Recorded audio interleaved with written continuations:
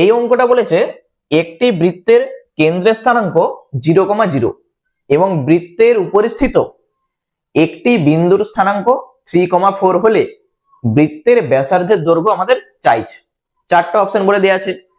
তাহলে এখানে আমরা যদি একটা বৃত্ত, দেখো ছবিটা দেখো, একটা বৃত্ত, এই বৃত্তের এটা হচ্ছে কেন্দ্র, এইটার স্থানাঙ্ক বলে দেওয়া আছে 0,0 আর বৃত্তের উপর একটি বিন্দুর স্থানাঙ্ক 3,4।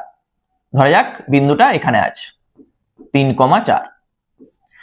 তাহলে বৃত্তের ব্যাসার্ধের দৈর্ঘ্য মানে কি, এই যে এইটা, এখান থেকে এইটার দৈর্ঘ্য আমরা কি করে বার করব? তাহলে এইটা থেকে এইটার দূরত্ব যা, সেটাই হচ্ছে বৃত্তের ব্যাসার্ধ।